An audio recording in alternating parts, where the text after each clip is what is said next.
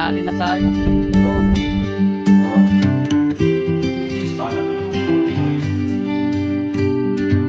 Hello guys, mga kabiyaya, kaibigan. So katatapos lang ng papagawa kasi ako ng bahay. Ito nga, ang tura.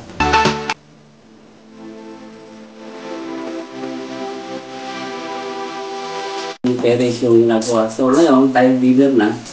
Naatasan tayo magluto ng Korean dish. Tingnan natin kung ano yung pwede ko magawa. Dahil yung sabi nila ako daw mag-sarili. So, tumingin ako ng tips sa YouTube, syempre, pero hindi ko pinanap sa kanila. Pinanap ko. So, tingnan natin guys. Okay guys, andito na tayo sa lutuan at gagamit tayo syempre ng electric. So, ano natin, pero bago doon, meron akong mga meat dito. Itong bulgogi, which is beef. Tsaka yung chadolbaki. Tsaka itong pork, yung samyok pork. So, ito yung lulutuin natin dito. So, set na natin ng at least lagyan natin sa at least 150. Yan. 30 minutes. So, yung kumukuha, yung aking aking bunso, okay ba yung mukha ko dyan? Baka nug-nug ako dyan. Okay. Okay lang.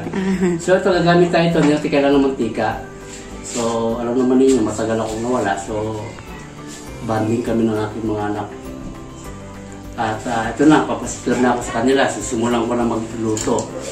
Actually, wala sa panahon namin ito, wala namang ganito eh. So, tingnan natin, paano manipis siya. So, napakadali maluto nito, katulad itong beef na ito. So, ilatag lang natin doon. Actually, meron na ako ng minuto, kaya medyo meron na siyang nauna doon. Kung mapapansin nyo. Kasi tinesting ko muna yung init. Nasa 100 lang pala tayo, 100 degrees centigrade. Manipis lang siya. So, ayan na.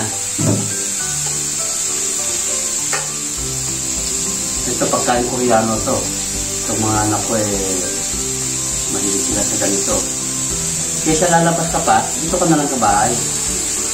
Iwas COVID pa. Napakadali lang naman siya, oh. Tapos ibabalot mo lang sa tama mo to. Bawasan natin ng konti. Gawin natin yan 100 para di siya mabigla. Yan.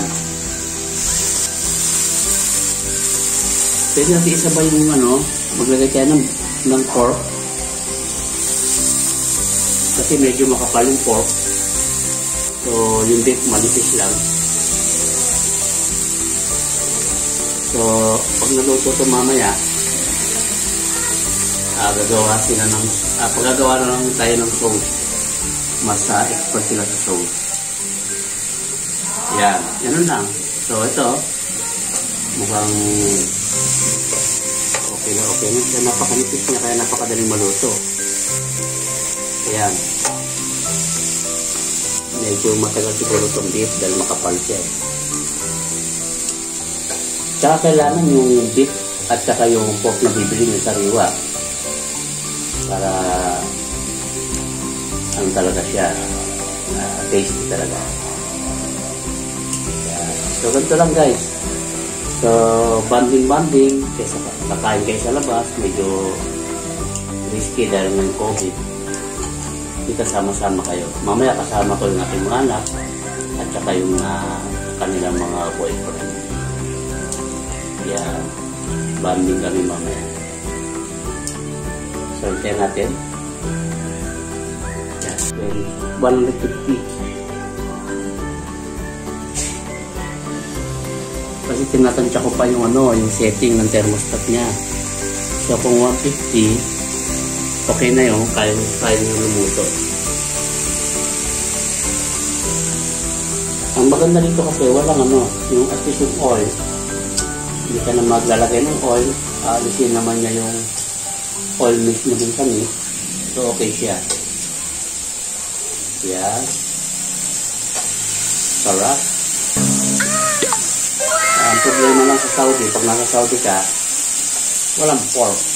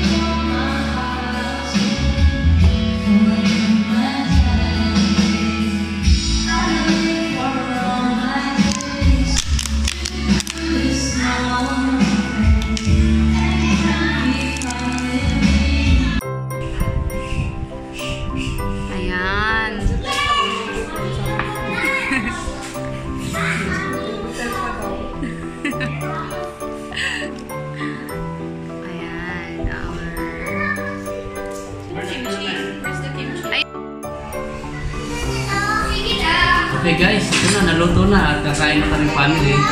So ito yung dinner namin. So salamat sa Diyos. Okay, ko muna bago tayo kumain.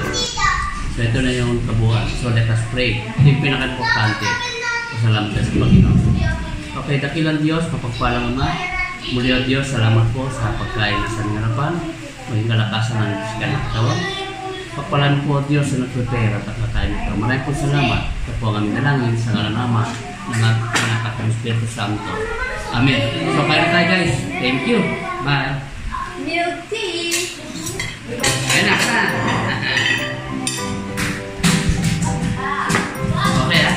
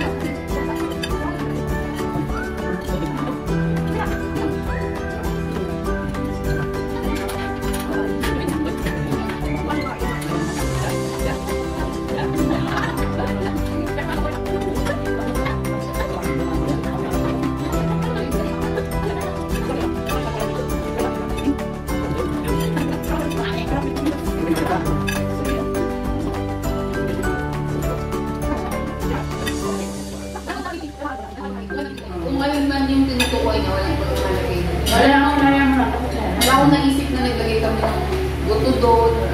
Si Kati nagdadala dito sa taas. Nakalanya. Anak ko din si Kati, yung ginana sa Kati. Lulot ko sa may gitar. Nakaraan na nakita ko may dala isang perasong pinapay galing sa kapitbahay.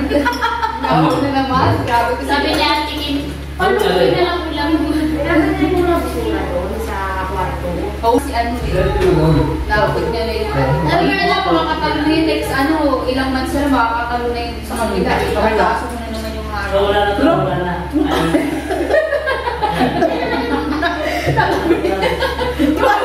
Papapasok na sa kapila. Di ba ganun na kayo pag di ba ako? Layot lang, layot. Ano ko siya ito kanina ko eh. Ano daw, nakita ko na eh. Sa alipapin, tinutulad ko na pa yan. Ano na-adjust tayo tatang parang alas po yun? Ano yung nag-get? Kaya wala akong dalo eh. Yung process ko yung kinain ko eh. Kasi yun, sabi ni Kim, sa mga susunod mga buwan, si Topi makakatalon na sa harang ng pintuan. Kaya tataasan na daw. So gagawin natin, matatalon na tayo. Walang imagine. Matapisan. Dapat pagkahirap na tayo sa aside, di ba? Natin. Ang ingay natin yung mga mainit si Marcos. Dalawang cokes na kayo. Kaya doon ako nagtagay. Awit yan, kaya natin. Gano'n sa ako eh. Damiyak ba? Damiyak ba? Sabi ni Mike ko, kaya dito pala yung tumatama yung ano niya. Mula. Kaya ako eh. Ano itlog na ako sinabi ito ba? Sumabi. Ano yung ito? Sumabit ka na. Ano robot? Ayun, ay panto mo yung... Huwag ka na maglalagay ng ganun paggabi ha. Natakot ha. Sabi siya alas 2 mo Hindi ba? ako ha. Bumaba ako alas 2. Sobrang Okay dilim na. dito.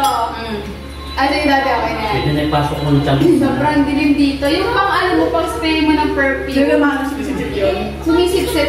Eh, ang dilim doon. Pag tingin ko sa sila, akit na ako, sumisipsip. So guys, salamat. Marami ako nakain. Bye-bye. Sabi ko,